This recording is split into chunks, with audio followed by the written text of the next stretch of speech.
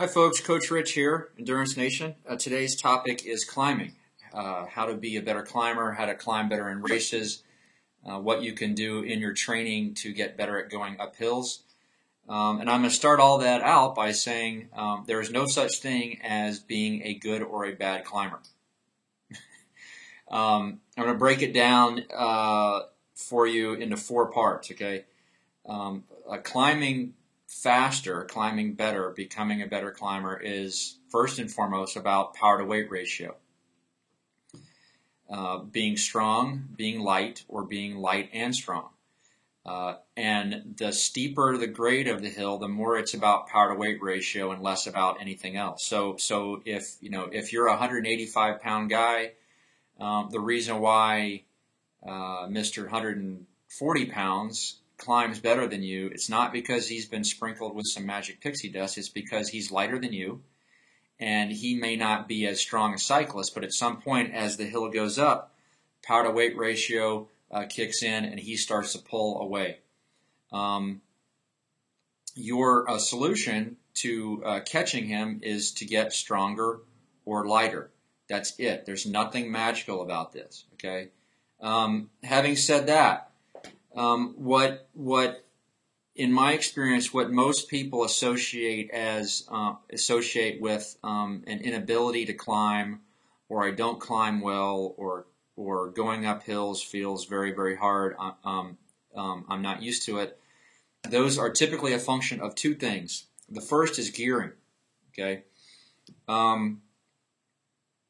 Let me back up by saying that when you're in a race, the way that we have our folks race is the effort that they're holding, effort defined by heart rate, watts, PE, the effort that they're holding on the flats, we like them to hold about that same effort up a climb. Okay? So what that means is if they're riding at a zone 2 heart rate in the flats, when they get on the hill, we want them to maintain that same zone 2, that watts X heart rate, and the net is that they are going relatively slow relative to the rest of the field, because the rest of the field, in our experience, works much, much harder on the hills. That's racing hills is something I was going to talk about later, but what I'm getting towards is, most often, the inability that people have with maintaining the same effort on the hills as they were doing on the flats is a function of the gearing that they have on their bike. They find themselves under-geared, which meaning they don't have easy enough gears for the ride. That drops them into a lower cadence than what they would like to ride at. And typically what happens is when you are forced to ride at a lower cadence, you spike your effort, you spike your watts.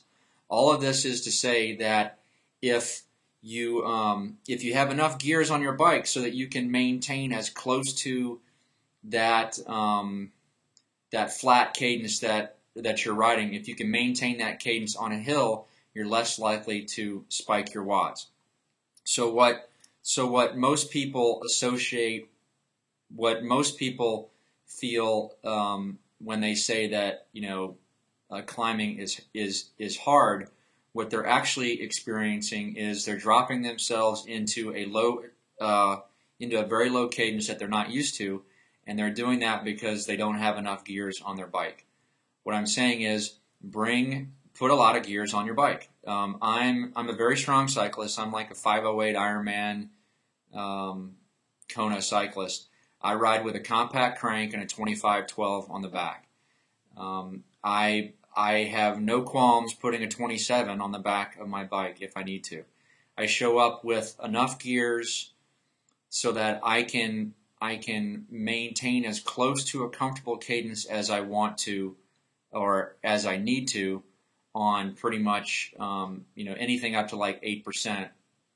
I have enough gears on my bike where I don't have to stand. I'm not mashing huge gears. A corollary to having proper gears on the bike is to expose yourself to a wide range of cadences in your training so that when you do hit that hill that takes you out of the cadence that you're used to, it's not the first time that you've seen 45, 50, 55 cadence.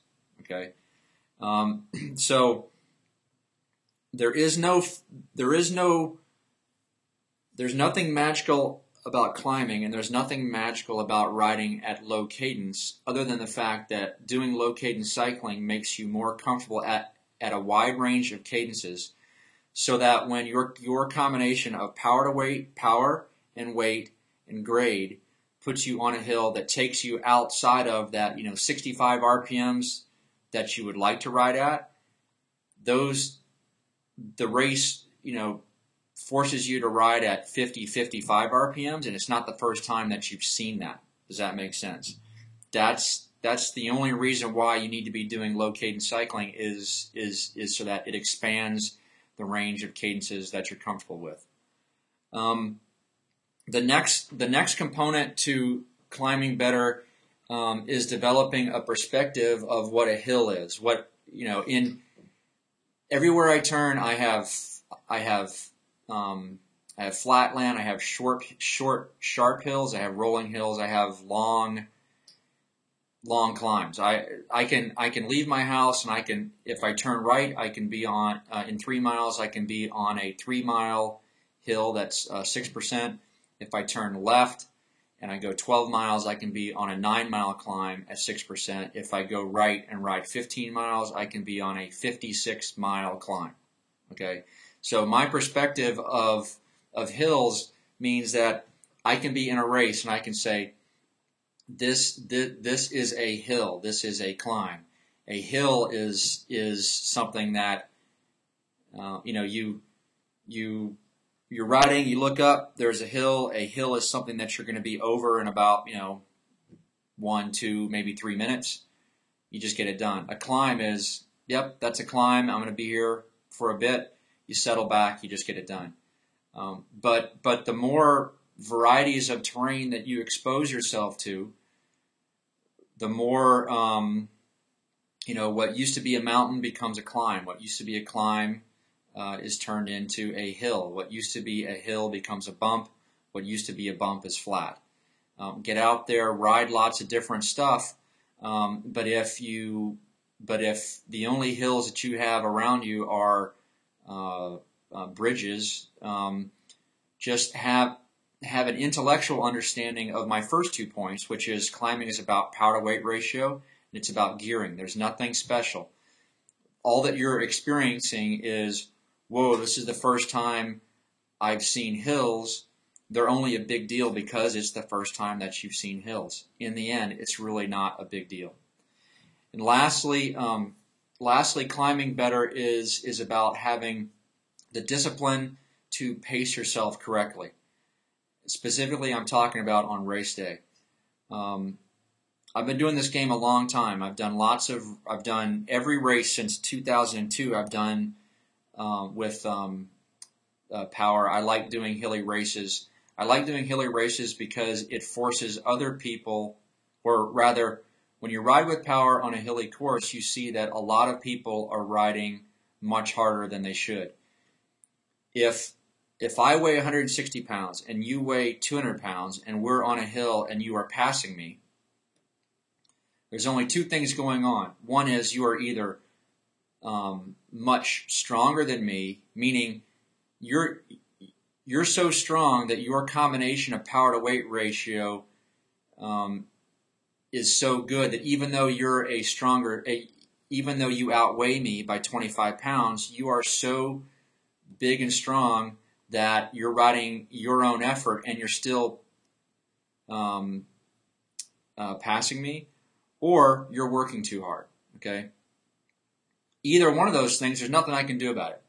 Either you're a total freak of nature or you're working too hard. Either way, all I can do is I ride my ride and I bank on the fact that hill after hill after hill, I'm doing the right thing.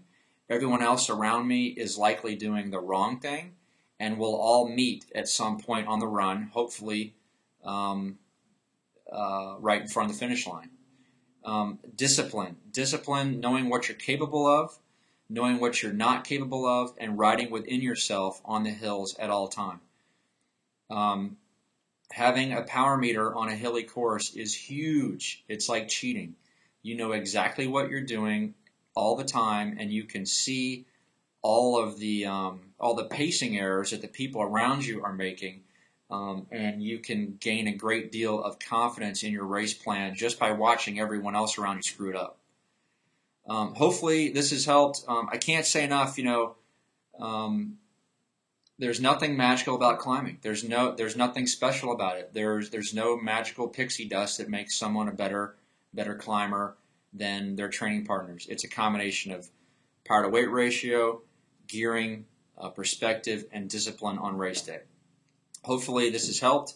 Don't forget that your last opportunity to take us for a spin is May 1st. On May 1st, we close the doors. We enter our dojo.